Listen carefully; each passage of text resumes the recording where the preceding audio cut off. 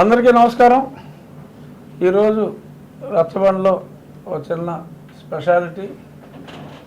నాతో పాటు పృథ్వీ గారు కూడా ఉంటారు. మధ్య మధ్యలో కొన్ని విశేషాలు ఆయన, మళ్ళా నేను, అలా ఒక జుగల్బందీలాగా ఇప్పుడు రచ్చ చేయాలి. ప్రారంభించే ముందు నాకెంతో ఆప్తులు, అలాగే మా పృథ్వీ గారికి కూడా చాలా ఆప్తులు, దర్శకరత్న దాసరి నారాయణరావు గారి జయంతి. ఈ సందర్భంగా ఆయనకి నా నివాళి అర్పిస్తున్నా. 150 సినిమాలు దర్శకత్వం వహించటం, అంతేకాకుండా ఒక ఎత్తు అయితే ఆయన ఎప్పుడూ కూడా పెద్ద హీరోలు, పెద్ద టెక్నీషియన్ల జోలికి వెళ్లకుండా కేవలం తన కథనాన్ని నమ్ముకొని సినిమాలు తీసి సూపర్ జూపర్ ఆల్ టైమ్ హిట్స్ ఇచ్చిన ఒక గొప్ప దర్శకుడు, మంచి మానవతావాది, నా ఎంతో ఆప్తులైన దాసరి నారాయణరావు గారు. వారిని ఈ రోజున గుర్తు చేసుకుంటూ, ఇక ఇవాళ నేను చెప్పాల్సిన ముఖ్య అంశం, ఆ టైటిల్ యాక్ట్లో అసలు లోగుట్టు, ఈ జగన్మోహన్ రెడ్డి ఆంతర్యం ఏమిటి అనేది. దానికి ముందు పృథ్వీ గారు ఆ మధ్య ఒక షార్ట్ ఫిలింలో యాక్ట్ చేశారు.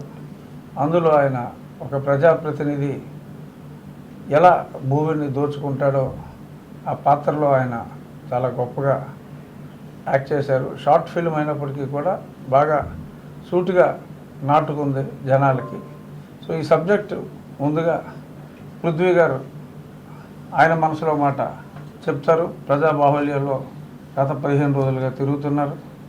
వారి అభిప్రాయం చెప్పిన తర్వాత నాకు తెలిసిన లోకుట్లు కూడా నేను చెప్తాను. చెప్పండి గారు. అందరికీ, మీడియా మిత్రులందరికీ నమస్కారం అండి. అలాగే స్వర్గీయ దాసరి నారాయణరావు గారి జయంతి సందర్భంగా వారికి మేము ఎప్పుడూ జీవితాంతం రుణపడి ఉంటాం. వారి మేనకోడల్ని నేను పెళ్లి చేసుకుంది. మా మిస్సెస్ పేరు దాసరి పద్మరేఖ ఇంతకుముందు. సో మహానుభావుడు నిజంగా.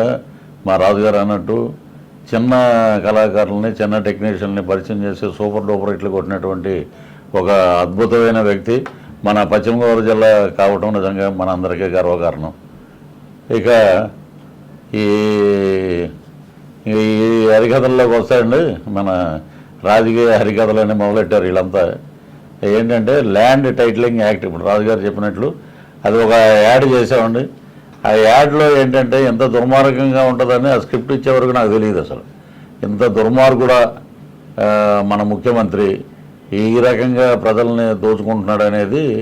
సెంటు భూమి కొనుక్కున్నవాడు కూడా ఈరోజు కంగారు పడిపోయి మాకు వద్దండి, మేము ఎక్కడైనా తెలంగాణలోనూ లేకపోతే ఇంకెక్కడికైనా వెళ్ళిపోతాడు, వద్దు ఆగండి మీరు.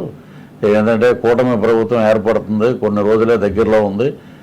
బ్రహ్మాండంగా జనసేన, టీడీపీ, బీజేపీ అభ్యర్థులు అద్భుతమైన కలయిక.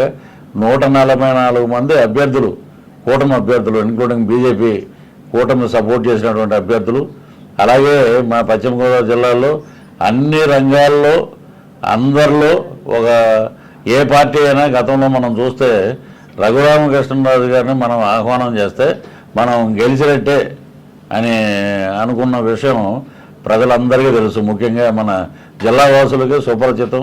మా రాజమౌళి గారు RRR తీస్తే మా రఘురామకృష్ణరాజు గారు అక్కడ ఎంత పెద్ద హిట్టో ఇక్కడ అంతకన్నా పెద్ద హిట్ ఇక్కడ. ఎందుకంటే ఒక పార్లమెంటు సభ్యుడిని గౌరవించలేనటువంటి సంస్కారహీనుడు ముఖ్యమంత్రి.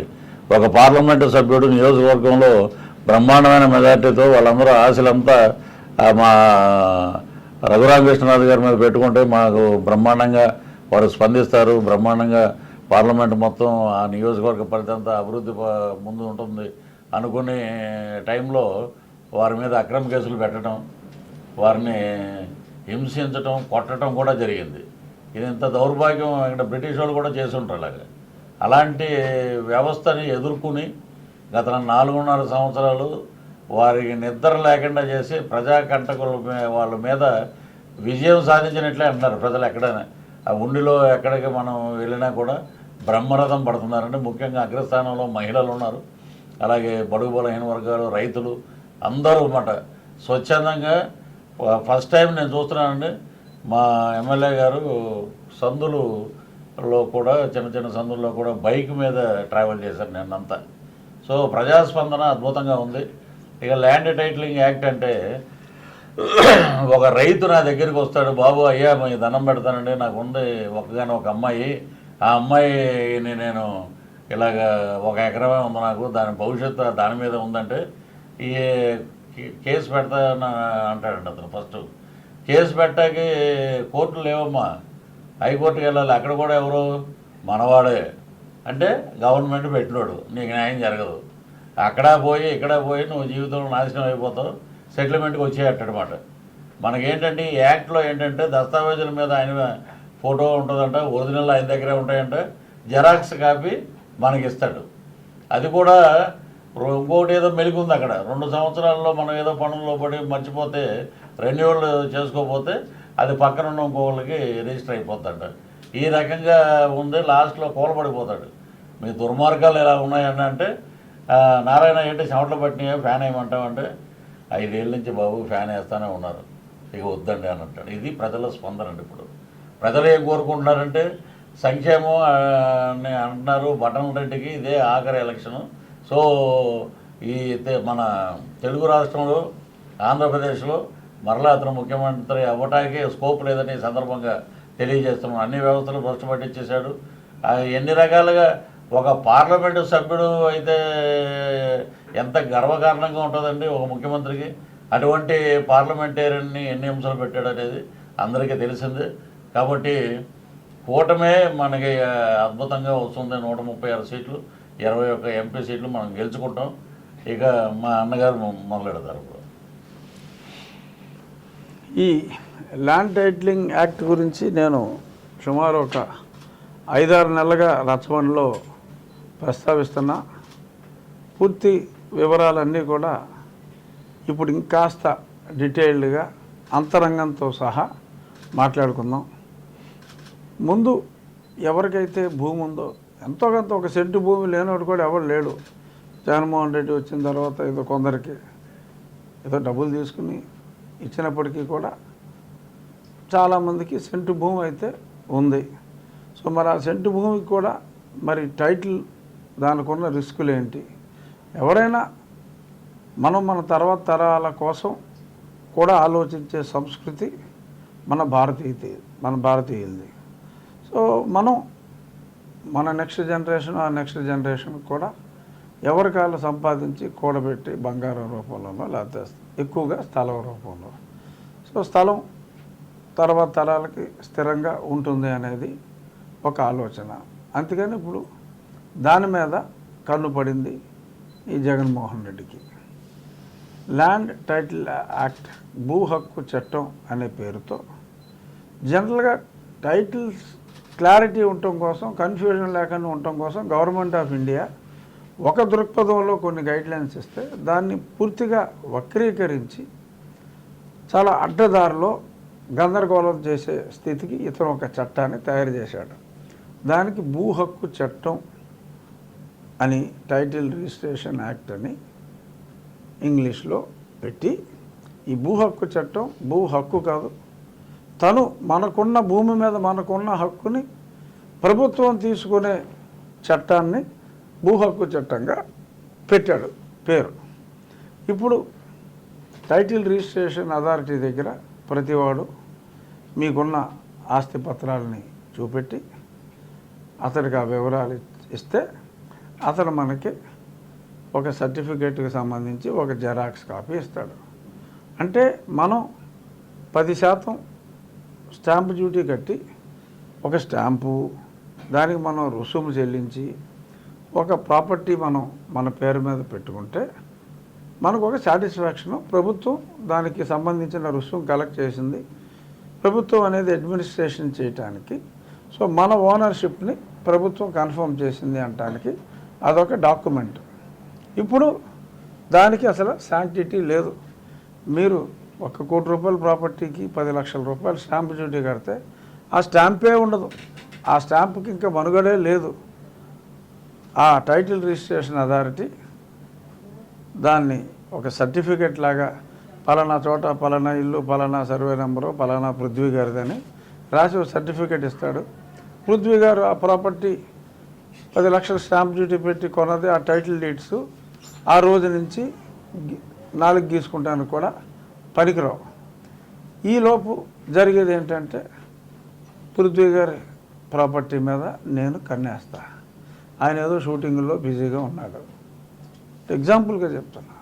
నేను ఒక చిన్న లిటిగేషన్ క్రియేట్ చేసి ఆ టైటిల్ రిజిస్ట్రేషన్ అథారిటీ దగ్గర డిస్ప్యూట్ సెటిల్మెంట్ బుక్లో ఎంటర్ చేయించుకోగలిగితే ఇంకా అది ఇంకొక పై అధికారి దగ్గరికి వెళ్తుంది, కానీ ఇందాక ఆయన చెప్పినట్టు కోర్టుకి వెళ్ళటానికి లేదు. అక్కడ మనకి వ్యతిరేకంగా వస్తే ఎలాగో వస్తుంది, ఎందుకంటే వాళ్ళు కలిసి తినేశారు కాబట్టి. అంటే ఇక్కడ ఈ ఎగ్జాంపుల్లో పృథ్వీ గారి ఆస్తికి నేను డిస్ప్యూట్ క్రియేట్ చేశాను కాబట్టి ఆ టైటిల్ రిజిస్ట్రేషన్ అప్పిలేట్ అథారిటీ నాకే మద్దతు ఇస్తాడు. అంతా కలిపి డీల్ వేసుకుంటాం అన్నమాట. అప్పుడు పృథ్వీ గారు ఏం చేయాలి? హైకోర్టుకి వెళ్ళాలి. హైకోర్టుకి వెళ్ళి ఇప్పటికే ఉన్న లక్షలాది పెండింగ్ కేసుల్లో ఈ కేసు తేలాలి అంటే ఆయన జీవితకాలం సరిపోదు. ఆయన ఈలోపు 2 సంవత్సరాలు అయిపోయిన తర్వాత ఒకవేళ ఆయన చూసుకోకుండా ఆ 2 సంవత్సరాలు ఆదమరుపుగా ఉంటే 1 ఫైన్ డే అది నా పేరు మీదకి మారిపోతుంది 2 సంవత్సరాల తర్వాత. అప్పుడు నేను ఇంటికి వెళ్ళి పృథ్వీ అని చెప్పి నేను చొక్కా పట్టుకుని బయటికి గంటి, ఇదిగో నా టైటిల్, ఇదిగో నా certificate, title registration authority certificate ఇచ్చాడని చెప్పి చేయొచ్చు. ఇలాగా ఎన్నో అరాచకాలకి ఇదొక కేంద్ర బిందువు కాబోతోంది. ఆ టైటిల్ రిజిస్ట్రేషన్ ఆఫీసర్గా ఎవరిని వేస్తారో కూడా క్లారిటీ లేదు. ఇప్పుడున్న తహసీల్దార్ని వేస్తారా, లేకపోతే జగన్మోహన్ రెడ్డికి కావాల్సిన ఎల్లారెడ్డి, పుల్లారెడ్డి, మల్లారెడ్డి, వెంకటరెడ్డి ఇలా ఎవరినొకరిని కడప నుంచి తీసుకొచ్చి ఒక్కొక్క ఊర్లో ఒక్కొక్క అథారిటీ కింద వేసి ఈ చట్టాన్ని దుర్వినియోగం చేసి ప్రజల ఆస్తుల్ని భోంచేయటానికి ఇదొక అద్భుతమైన సాధనంగా ఉపయోగపడబోతుంది. ఎవరికి కూడా భూమి మీద హక్కులు ఉండవు. ఇప్పుడు మెయిన్ కీలక అంశంలోకి వస్తున్నా. ఈ కొత్త చట్టం ప్రకారం ఒరిజినల్ టైటిల్ ప్రభుత్వం దగ్గర ఉంటుంది, మీకు ఒక జెరాక్స్ కాపీ ఇవ్వబడుతుంది. దాన్ని ప్రభుత్వం ఏం చేసుకుంటుంది? ఒరిజినల్లే మనకి ఇవ్వచ్చు కదా, ఎందుకు ఇవ్వట్లేదు, ఇందులో రహస్యం ఏమిటి అనేది డీటెయిల్డ్గా ఎంక్వైరీలోకి వెళ్తే నాకు ఒక దిగ్భ్రాంతికరమైన ఒక పచ్చి నిజం వాళ్ళ అంతరంగికుల ద్వారా నాకు తెలిసింది. అదేమిటంటే ముత్తూట్ ఫైనాన్స్ గురించి విన్నారా మీరు? ఇది ఇక్కడ ఇంటరాక్టివ్ సెషన్ రాధాకృష్ణ గారు. ముత్తూట్ ఫైనాన్స్ వాళ్ళు ఏం చేస్తారు? వాళ్ళ వ్యాపారం ఏంటి చెప్పండి? బంగారం తాకట్టు పెట్టుకుంటారు. బంగారం తాకట్టు పెట్టుకుని మీకు అప్పిస్తాడు. బంగారం తాకట్టు పెట్టుకుని మీకు అంత అప్పు ఎలా ఇవ్వగలుగుతున్నాడు అంటే అతడు ఏం చేస్తాడంటే, ఇప్పుడు మీ దగ్గర నేను అప్పు తీసుకుంటే వ్యాపారం చేస్తాను. ఇప్పుడు అతను బంగారం తీసుకుంటున్నాడు. ఇప్పుడు బ్యాంకులో డిపాజిట్ చేస్తే బ్యాంక్ కూడా వడ్డీ ఇస్తాడు. ఇది అలా కాదు కదా, నువ్వు బ్యాంకులో వేసేది ఏంటి, బ్యాంక్ కూడా ఆ డబ్బుని ఇతరుల వడ్డీలకు ఇస్తాడు. ఇక్కడ మీరు బంగారం పెడుతున్నారు. బంగారం పెడితే అది అమ్ముకుంటానికి లేదు, మీ బంగారం ఉండాలి. మళ్ళీ మీరు డబ్బు తిరిగి ఇచ్చినప్పుడు మీకు వెనక్కి ఇవ్వాలి కదా. బ్యాంక్ కూడా డబ్బు నలుగురికి ఇస్తాడు, మళ్ళీ వసూలు చేసుకుంటాడు. ఇక్కడ బంగారం అలాగే ఉండాలని మీరు అనుకుంటారు. కానీ అతను ఏం చేస్తాడంటే, ఫ్రాడ్ అని నేను చెప్పట్లా, అతను చేసే వ్యాపారం ఆ బంగారాన్ని ఒక ఫారెన్ లోన్, గోల్డ్ ఎప్పుడు వాల్యూ పెరుగుతూ ఉంటుంది కాబట్టి ఒక ఫారెన్ బ్యాంక్ దగ్గర డాలర్లో అయితే వడ్డీ తక్కువ, ఒక 2% వస్తుంది. కానీ డాలర్ ఫ్లక్చువేషన్ రిస్క్ ఉంటుంది. ఆ రిస్క్కి హెడ్జింగ్ అంటారు. దానికి 6 నెలలకు సంవత్సరానికి ఆ రిస్క్ లేకుండా హెడ్జింగ్ చేసుకుంటే ఇంకో 3 నుంచి 4% ఖర్చు అవుతుంది. సో వెరసి అతనికి 6% లోపుగా అతనికి డబ్బు వస్తుంది. మీ దగ్గర తీసుకున్న బంగారాన్ని అతను ఒక ఫారిన్ ఫండ్కి ఇస్తే ఒక 6%కి అతనికి వడ్డీకి వస్తే మీకు ఒక 12కో 14కో అతను రుణం ఇస్తాడు. అది అతని మార్జిన్. ఇక్కడ మనం తీసుకోవాల్సింది రుణం అనే కాన్సెప్టు, బంగారం ప్లెడ్జ్.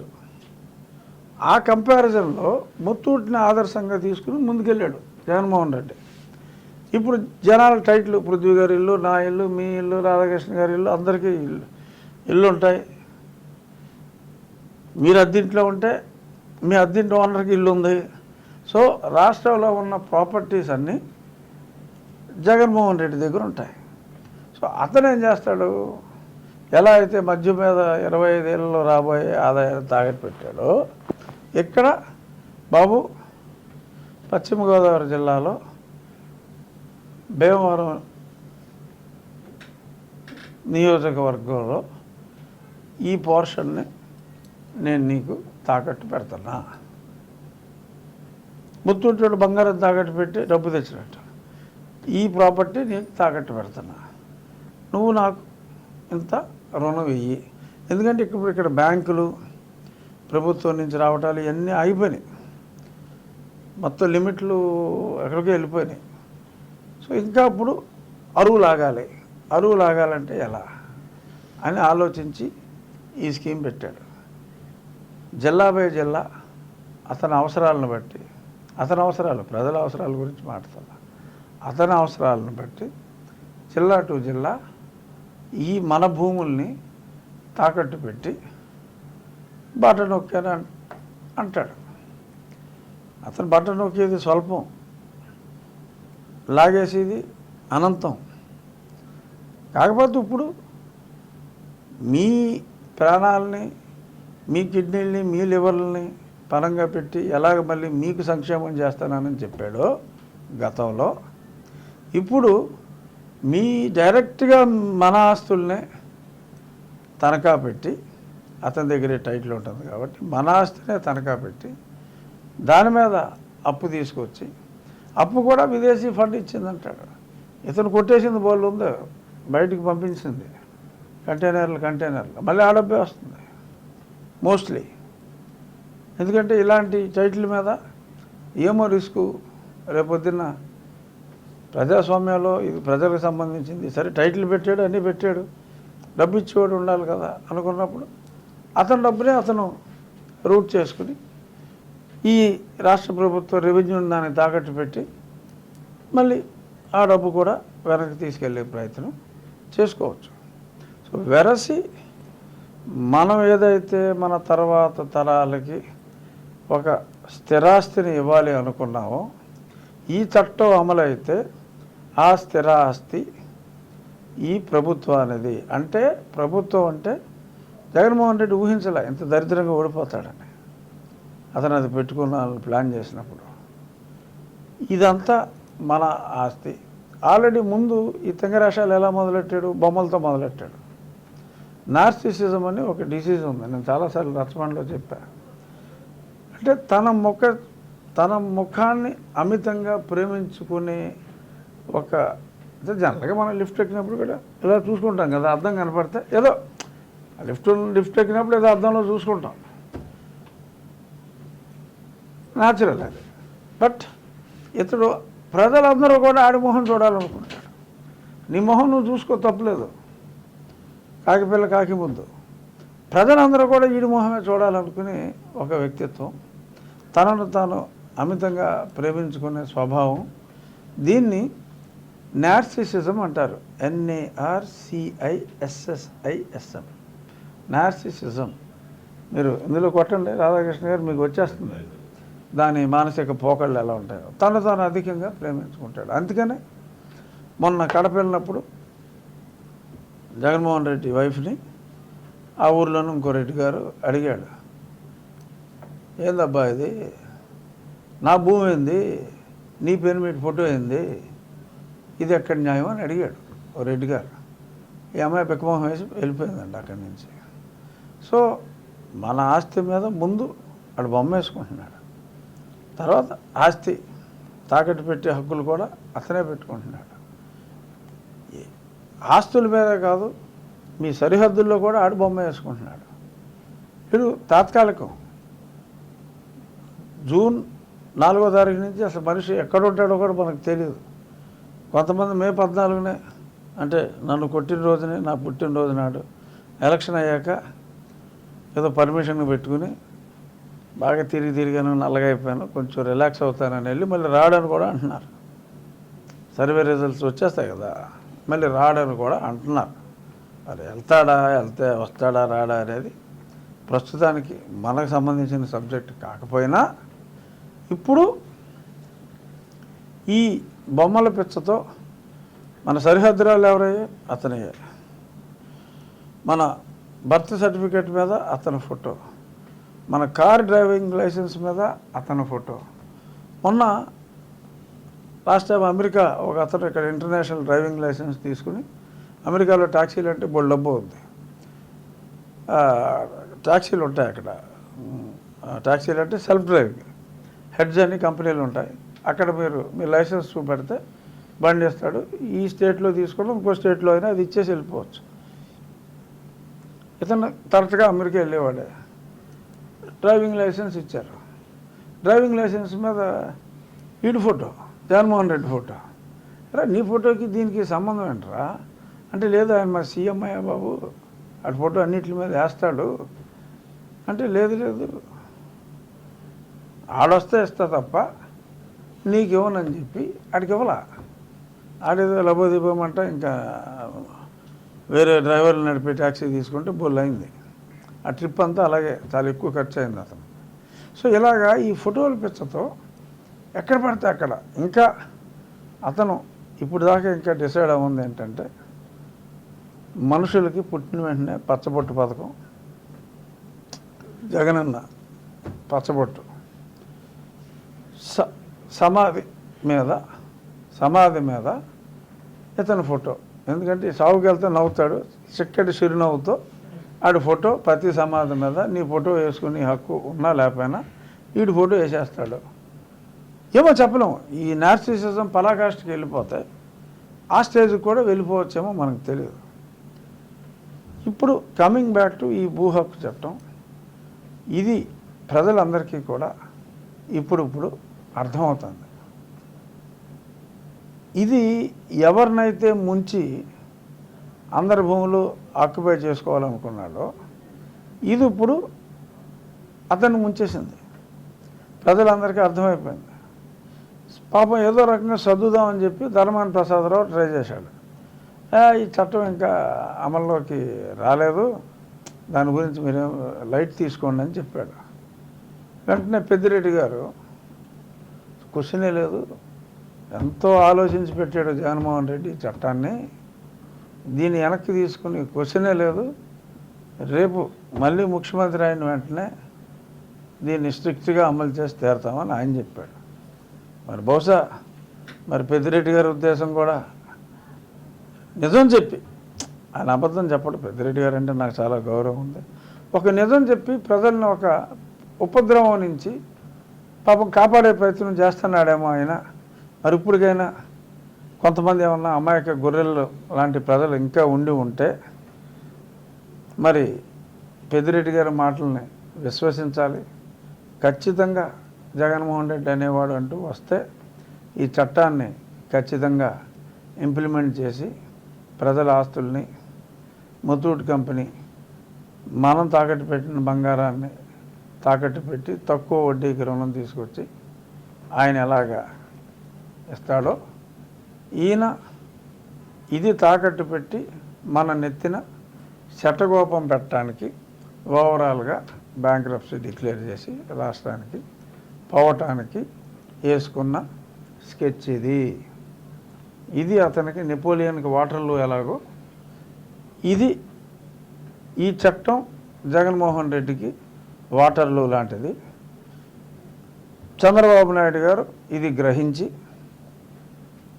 రేపు నేను ముఖ్యమంత్రి అయిన వెంటనే మొట్టమొదటి సంతకం వేరే దానికి చెప్పారు కాబట్టి అదే రోజు రెండవ సంతకంగా ఈ ల్యాండ్ భూ హక్కు, భూమి నొక్కు పథకాన్ని రద్దు చేస్తాను అని చెప్పి ఆయన చెప్పడం జరిగింది. సో కాబట్టి కాస్కో ఇష్కిష్కో అంటే కాస్తో కోస్తోకి మావాడు మాట నోరు తిరక్క, కాస్కో ఇష్కిష్కో భూమి ఉన్న ఎవడైనా కూడా, 1 సెంటు భూమి ఉన్నవాడైనా కూడా ఈ యువజన శ్రామిక రైతు కాంగ్రెస్ పార్టీకి ఓటు వేసే ప్రసక్తే లేదు. ఇది ప్రజలు ఇప్పుడు అసహించుకుంటున్నారు, అతన్నే అతని పార్టీ సభ్యుల్ని కూడా. అది కళ్ళ కట్టినట్టు నిన్ననే మన జిల్లాలో డెమో ఇచ్చాడు జగన్మోహన్ రెడ్డి. ఏంటంటే డెమో, రాధాకృష్ణ గారు నిన్న డెమో ఇచ్చాడు నరసాపురంలో. జగన్మోహన్ రెడ్డి గారు వచ్చాడు, తలా లెక్కెట్టించా 1500 లోపు. ఆ సమావేశానికి వచ్చింది 1500 లోపు. ఏమా చేతులు ఎత్తండి ఇలాగ ఆ 1500 కూడా పెయిడ్ ఆర్టిస్టులు అయి ఉండొచ్చు. చేతులు ఎత్తమంటే జనరల్గా పెయిడ్ ఆర్టిస్టులు ఎత్తాలి, అయినా సరే ఎత్తట్లా. ఎందుకు వచ్చామరా బాబు అని చెప్పి. అది డిజాస్టర్ సభ. నిన్న పశ్చిమ గోదావరిలో నరసాపురంలో జగన్మోహన్ రెడ్డి సభ. అంటే అంతకుముందు భీమవరంలో చేసినప్పుడు 980 బస్సుల్లో బస్సుకు 10 మంది కాడికి వచ్చారు. లోకల్ వాళ్ళు ఎవరో పెద్దగా రాకపోయినా ఒక 7-8 దాకా వచ్చారు. బస్సులు మటుకు 980. అది ఈ ల్యాండ్ చట్టం వెలుగులోకి వచ్చిన తర్వాత, మరి ఇంకొన్ని కుట్రలు బయటకు వచ్చిన తర్వాత నిన్న నరసాపురం సభతో ఇంకా ఈ గోదావరి జిల్లాల్లో ప్రజలు పూర్తిగా జగన్మోహన్ రెడ్డి అంతరంగాన్ని అర్థం చేసుకున్నారు. ఏదో అతనికి డిపాజిట్ల వరకు రావడానికి కొన్ని సామాజిక వర్గాల అండ, మత ప్రభావం కావచ్చు, సంథింగ్ ఎల్స్ కావచ్చు, కొద్దిమంది నమ్ముతున్నారు. మరి వాళ్ళకు కూడా మరొక్కసారి గమనించవలసింది, జగన్మోహన్ రెడ్డిని అమితంగా కొద్దిమంది మత ప్రాతిపదికన కొద్దిమంది ప్రేమిస్తున్నారు. వారికి నేను మళ్ళీ సవినయంగా తెలియజేయాలి అనుకుంటున్నది ఏంటంటే, మీకున్న సప్లాన్ మొత్తం నిధులు లాగేశాడు. మీకున్న స్కీములన్నీ కూడా తీసివేయటం జరిగింది. మరి అయినప్పటికీ ఇంత అన్యాయం మీకు జరిగినప్పటికీ కేవలం కొన్ని విశ్వాసాలతో ఇటువంటి రాక్షసుని, అంటే మీకు కూడా భూమి ఉంది, మీకు కూడా సెంటు భూమి లేకపోతే కొన్ని ఎకరాలు, ఎంతోమంది గల్ఫ్ దేశాలకు వెళ్ళి రకరకాల దేశాలకు వెళ్ళి అక్కడ పైసా కష్టపడి కూడబెట్టి మరి ఇక్కడ 100 ఎకరాలు ఉన్న రైతులు కూడా, రైతులు కాదు 100 ఎకరాలు ఉన్న ఆసాములు కూడా మరి ఎస్సీ సామాజిక వర్గంలో విదేశాలకు వెళ్ళి విపరీతంగా సంపాదించారు. మరి వాళ్ళెవరికి కూడా ఇక్కడ భూ హక్కు చట్టం వచ్చిన తర్వాత అందరూ సఫరర్సే. ఈ సఫరర్స్కి మతానికి సంబంధం లేదు. అన్ని మతాలకు చెందినవారు. జగన్మోహన్ రెడ్డి ఒక మతానికి భూ హక్కు చట్టం వర్తించదు అని ఎవడో, అన్ని మతాలకి ఒకటే చట్టం. సో కాబట్టి ఇది యూనిఫామ్గా అందరినీ నాశనం చేస్తుంది. జగన్మోహన్ రెడ్డి గారు మద్యం తాగితే 5 ఏళ్ళు రెగ్యులర్గా క్వార్టర్ తీసుకుంటే చాలా వరకు ఎక్స్క్యూజ్ మీ లివర్ కిడ్నీలు గాన్. ఏ మతస్థుడు తాగినా అలాగే, హిందూ తాగినా, ముస్లిం తాగినా, క్రిస్టియన్ తాగినా కిడ్నీయే. సో అక్కడ విచక్షణ లేదు. జగన్మోహన్ రెడ్డి మద్యానికి కానీ జగన్మోహన్ రెడ్డి చట్టానికి కానీ మత విచక్షణ లేదు. సో కాబట్టి అతని వలన జరిగిన అన్యాయం అందరూ కూడా తెలుసుకోవాలి. చాలా వరకు తెలుసుకున్నారు. ఆ మిగిలిన వాళ్ళు కూడా తెలుసుకోవాలి. ఇక పర్టికులర్గా నా నియోజకవర్గానికి వచ్చినప్పుడు మరి ఇక్కడ గతంలో కూడా చెప్పా, కంప్లైంట్ కూడా ఇచ్చాను. ఆల్ ఇండియా ఫార్వర్డ్ బ్లాక్ అభ్యర్థి, నేను ఇండిపెండెంట్ అభ్యర్థిని అని చెప్పి ఆయన చేతిలో మోసగించబడ్డా. ఖరీదైన అబ్బాయిరాజు గారి ఫోటో, మరి తెలుగుదేశం పార్టీ ఫౌండర్ మా నందమూరి తారక రామారావు గారి photo, all India Forward Bloc extreme leftism party తరఫున ఇంకా ప్రచారం చేసుకుంటున్నారు. సో ఇటువంటి వాళ్ళ ఇలాగ ప్రజల్ని మరి ఈ రకంగా మభ్యపెట్టడం అనేది మరి అది కరెక్ట్ కాదు కనుక మరి విజ్ఞులైన ప్రజలు మేము ఆల్రెడీ మా పార్టీ నుంచి బహిష్కరించాం. ఈరోజు అతనికి పెద్దగా ఎవరు లేరు, ఒక 4-5 మా పార్టీలోనే ఉంటూ కొద్దిమంది మద్దతు పలుకుతున్నారు. వారిని కూడా పార్టీ నుంచి బహిష్కరించడం జరుగుతుంది. తెలుగుదేశం పార్టీకి ఆల్ ఇండియా ఫార్వర్డ్ బ్లాక్ తరపున పోటీ చేస్తున్న వేటుకూరి వెంకట శివరామరాజు గారు, ఇండిపెండెంట్ అని చెప్పుకు తిరుగుతున్న శివరామరాజు గారికి ఎటువంటి సంబంధం లేదు. ఇంతవరకే నేను చెప్పదలుచుకున్నా. ఎందుకంటే చాలామందికి నేను ఇంకా తెలుగుదేశం సింపథైజర్ని, నాకు అన్యాయం జరిగింది, సో నెగ్గిన తర్వాత నేను తెలుగుదేశంలోకి వస్తాను, ఇవన్నీ మాయమాటలు. ఆయన వైసీపీ ఉచ్చులో ఆయన ఉన్నాడు. ఎన్ని ప్రయత్నాలు చేసినా మరి ఆయన ఇటు రాకుండా ఏదో ఆయనకు వచ్చే 5,000, 10,000 ఓట్లైనా నా మెజారిటీ తగ్గుతుందేమో అని అనుకుంటున్నాడు.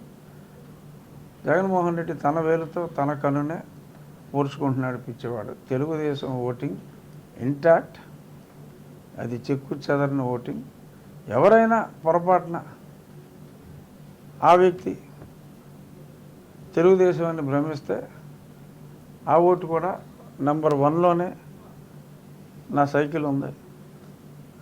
సో సైకిలే తెలుగుదేశం కాబట్టి ఎవరైనా ఇంకా తెలుగుదేశం అని చెప్పుకుంటే సైకిల్కే పడుతుంది. దానివల్ల నాకు వచ్చిన లాభమే తప్ప నష్టం లేదు. కానీ ఎందుకు నేను స్పెసిఫిక్గా చెప్తున్నాను అంటే, ప్రజాస్వామ్యంలో ఇంత డేలైట్లో అక్కడ ఆల్ ఇండియా ఫార్వర్డ్ బ్లాక్ అని చెప్పి బీఫారం ఇచ్చి ఇమ్మీడియట్గా అదే రోజు సాయంత్రం నుంచి నేను ఇండిపెండెంట్ అభ్యర్థిని అని చెప్పి చెప్పుకోవటం భావదారిద్ర్యం కింద వస్తుంది. కాబట్టి ఈ విషయాన్ని అతనికి ఓటు వేయాలి అనుకున్న వైసీపీ వాళ్ళు ఎవరైనా ఉన్నా కూడా పబ్లిక్కి తెలియాలి ఈ విషయం అని చెప్పి నేను చెప్తున్నా. చూద్దాం ఎలక్షన్ కమిషన్ మరి ఇంకా ఇండిపెండెంట్గానే చెప్పుకుంటే, ఆర్ ఇంకా తెలుగుదేశం పార్టీ బొమ్మలు వేసుకుని పార్టీ నుంచి ఎక్స్పెల్ చేసిన తర్వాత కూడా తిప్పుకుంటే ప్రజలే మరి దానికి తగు రీతిలో మరి 100 కన్నా తక్కువ ఓట్లతో బదులు ఇస్తారేమో అని నేను అనుకుంటున్నా. చూద్దాం. మోసాన్ని తెలియజేయటం వరకే నా బాధ్యత, అది మీడియా ముఖంగా. ఎందుకంటే చాలా చోట్ల ఇందాక నేను వచ్చినప్పుడు ఆయన తెలుగుదేశం అని చెప్తున్నాడు ఏంటండి అని అడుగుతున్నారు. అందుకని చెప్పి క్లారిఫికేషన్ ఇవ్వాల్సి వచ్చింది. తెలుగుదేశం నుంచి బహిష్కరించడం అయినది 4 రోజుల క్రితమే. అతని పక్కన కూడా తెలుగుదేశం ముసుగులో పబ్లిసిటీ చేస్తున్న వాళ్ళని కూడా ఈరోజు మా జిల్లా అధ్యక్షుడు రామరాజు గారు డిసైడ్ చేశారు. వారిని కూడా తొలగించడం జరుగుతుంది. ఏమండి? సో ఇది ల్యాండ్ టైటిలింగు. దీని మీద ఇవాళ స్పెసిఫిక్గా ఈ ల్యాండ్ టైటిలింగు, ఈ మోసాలు, తాకట్లో భారతదేశం అని చెప్పి ఒకప్పుడు తరిమల నాగిరెడ్డి గారు పుస్తకం రాశాడు. ఇప్పుడు తాకట్లో ఆంధ్రదేశం అని ఈయన జగన్మోహన్ రెడ్డి గారు రాయటమే కాకుండా దాన్ని ఇంప్లిమెంట్ చేయబోతున్నాడు. తాకట్టులో ఆంధ్ర రాష్ట్రం బై వైఎస్ జగన్మోహన్ రెడ్డి. ఇది టైటిల్. తాకట్టులో ఆంధ్ర రాష్ట్రం. ఇట్లు మీ YS Jaganmohan Reddy. Tag line చిక్కటి చిరునవ్వుతో. Okay, thank you.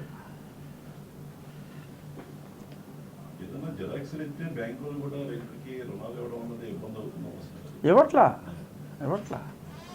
Jaganmohan Reddy ఏమో ఫారెన్ బ్యాంక్ పెట్టేసి ఒరిజినల్స్ జెరాక్స్కి ఈ బ్యాంకు వాళ్ళు లోన్ ఇస్తే ఎలా ఇస్తుంది?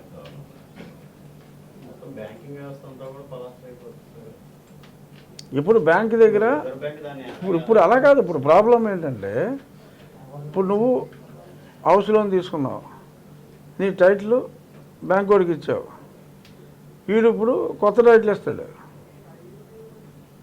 నీ టైటిల్ బ్యాంక్లో ఉన్నా వీడు కొత్త టైటిల్ ఇస్తాడు, సర్టిఫికెట్.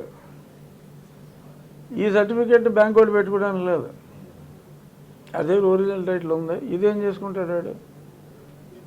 లేదు, ఇంకోటి ఏం చేస్తా అంటే ఆ టైటిల్ రిజిస్ట్రేషన్ వాడిని మేనేజ్ చేసుకుంటాడు, ఎవడో కార్పొరేట్ వేస్తాడు.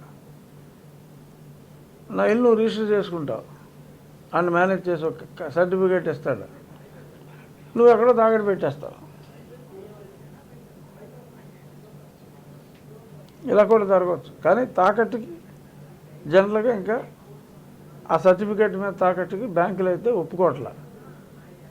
సో ఇది ఏమవుతుందో చూడాలి. బట్ ఇదేదో తెలిసే లోపు ఆడు పోతాడు, చంద్రబాబు గారు వస్తారు, చట్టం తీసేస్తారు. కాబట్టి మనం హ్యాపీగా ఆడు ఎడిపోతాడో మన ఇల్లు మనకు ఉంటుంది. నమస్తే. కోస్త ఆలస్యమైంది కానీ చూసి రాయండి, పెద్ద సబ్జెక్ట్.